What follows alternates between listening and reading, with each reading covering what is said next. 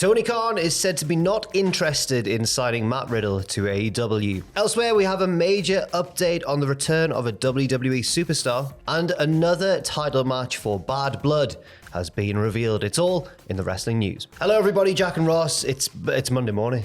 It's Monday morning. God, it's the day after Sunday, the day before Tuesday, and it's afternoon later. And we're going to start by talking about this Sports Illustrated report by Stephen Muehlhausen, who spoke to Matt Riddle recently, and Riddle gave details of an awkward encounter with TK Tony Khan. Big Tony Khan. He says, Matt Riddle, I talked to Tony Khan. I don't know if he likes me. He seemed happy. I wrestled Zack Sabre Jr. in Chicago. He seemed cool about it. I don't know. When you meet me, I'm very sarcastic. But when I met him, I was like, oh, you like that match? But I said it a different way. And he looked at me all confused. And I was like, never mind, dude. I just walked away. So that was my experience with that.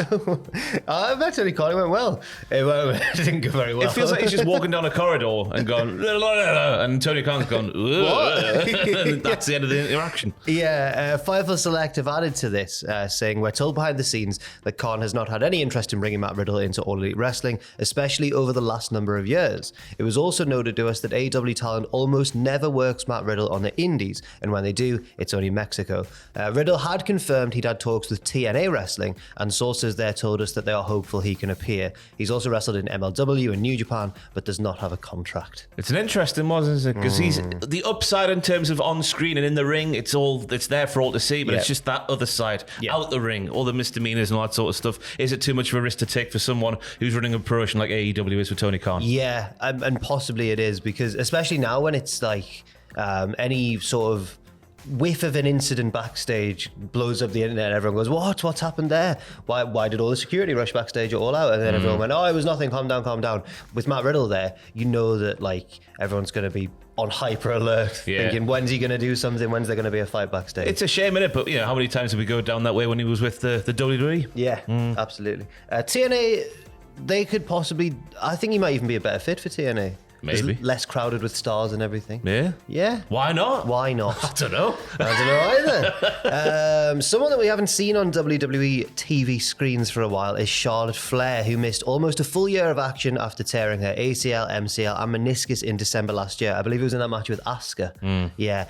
She's been posting numerous training videos on Instagram, adding to the speculation that she could be back before the year is out, and Fightful Select have more information on this. Yeah, Fightful Select are saying this week reports emerged of creative plans involving Charlotte Flair moving forward, specifically involvement with Nia Jax and Tiffany Stratton. However, as of now, WWE sources confirmed that she is not cleared yet. It was noted that those in WWE believe that there was still some time before she returns to the ring, as the injuries she sustained were severe. A WWE source said that until she's clear, it's unlikely creative will be put in place, which makes all the sense in the world. That makes a lot of sense, but then there was the talk earlier in the Fightful report there of creative plans involving Nia Jax and Tiffany Stratton with Charlotte Flair. So maybe they've just got like the seed of an idea, but they're thinking we'll wait until... It's a strange one. It's an interesting one as well, because in the bygone era, we all know for a fact that creative plans involving Charlotte Flair would see Charlotte Flair inserted in the title picture, no matter how that would happen, and then she'd win the title. Win the belt. Will that change now with this new era, with a different guy booking at the helm? I reckon Triple H is a big fan of Charlotte Flair, though. Oh, yeah. The thing is, though, that storyline with Nia Jax and Tiffany Stratton's interesting because everyone's waiting for them to blow up and for Tiffany to turn on Nia or whatever, but they're both heels. And assuming that Charlotte Flair would come back a babyface, maybe in this instance she would be the right sort of ingredient for that. Or do you not want to mess with what Nia and Tiffany have got going on? I don't know. How would a babyface fit in between two heels and make that work creatively? Yeah, would she scupper them in cartoonish Bugs Bunny John Cena way? Yeah, how do you screw both of the heels and then have the babyface in this particular scenario with the briefcase and the title? How does the I'd like to see Tiffany Stratton win the belt first, and then she can feud with Charlotte and presumably lose. But no, she won't lose. No, fair enough. She'll win. We'll wait and see. Moving over again to AEW now, because on Busted Open Radio, Thunder Rosa revealed that she'd suffered a concussion recently and will be out of action for a little bit while. She offered advice to other wrestlers, saying, if you feel like you have a concussion, make sure you stop. Don't get in there. It's not worth it. I can tell you right now I'm suffering a concussion, so I'm going to be out for a little bit, for a couple of weeks. Fair enough. Yeah, I think that's sensible advice, really. And you know how wrestlers always push themselves because they're afraid of losing their spot and everything. It's nice that quite high-profile wrestlers come out and gone, Don't do that. But also a wrestler who's not like at the tippy top. She's also like, she's gone down the card a little bit since obviously her heyday of 2021, 2022 sort of time. All those eras ago.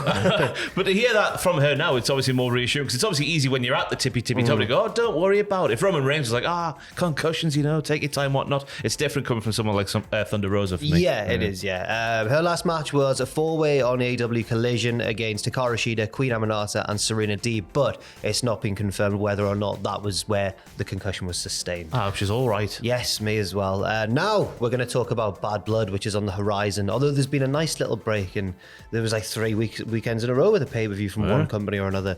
But the next big one is WWE Bad Blood in Atlanta, Georgia. And while it's not officially announced, Wrestling Observer is reporting that a world title match between Gunther and Sami Zayn is listed internally, which makes sense given I wonder how they worked that one out. After the interaction between Sami Zayn and Gunther on Raw last week, Bret Hart's out there. Gunther says no to the challenge from Sami. There's a bit of a peacocking back and forth.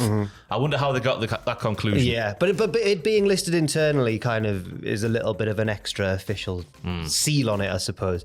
They came to blows on Raw last week, and as mentioned in that Observer report there, the match hasn't been officially announced yet for the World Heavyweight Championship, because Gunther keeps on saying, not that he's scared, he keeps saying, I'm out of your league. You don't deserve it. And he's waiting for Bret Hart. Bret Hart called me yellow belly coward on Raw last week. So I reckon Gunther versus Bret Hart on the way to Gunther versus Sami Zayn's got to happen. Yeah. Let's throw Ricky from SmackDown on there for a little bit of sprinkle, a little bit of sauce. Did you see the video backstage of him and Randy and Orton? Him and Randy and Kev hanging out. I haven't clicked on it yet, but I saw it on Reddit or something. It looks like they're just having a bit of banter backstage. The lads, What's Ricky nice. like? I felt bad for Ricky. Why? What do you mean, why? He's living the dream. He was ready to have the match, and then it got snatched away at the last second by that That's what Vipers do. Yeah. They're like ravens in many respects. I suppose you're right.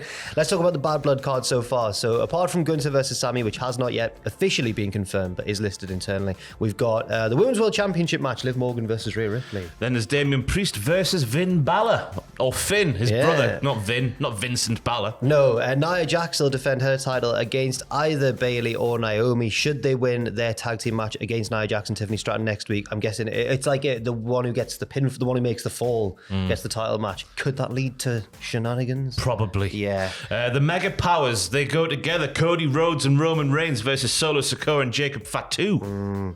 And obviously the rubber match between CM Punk and Drew McIntyre inside Hell in a Cell. It's a big card. It's a petty card. A petty, lots of hate. Lots of petty hate in the card, which is nice to see. Yes. I'm looking there at which one I think will be the match I'm most looking forward to. Come on now. What, the Hell in a Cell? What's the point in even saying that, yeah? Yeah. No, it is, but I think the tag match between Cody, Roman, Solo, and Jacob will be slow, but it'll have big storyline. That's like a Triple H dream match, that. The heels will win, won't they, before we go on to Survivor Series, somehow. Oh, I thought the faces will win. Do you reckon? Well, you want to tease Roman versus Cody, but they could do that by losing as well. Yeah. Who takes the fall, though? Hopefully not Cody. Oh, God, it'll be Cody. Oh, yeah, you're right, the heels will win because Jacob Fatu. Yeah. No one can beat him. He's been positioned that they teased him and Roman on SmackDown last week. They know what they're doing. It's long-term play or Absolutely. something. Well, that's very interesting. And Gunther and Sami as well. If you add that into the mix, it looks like a very good card indeed. Yes.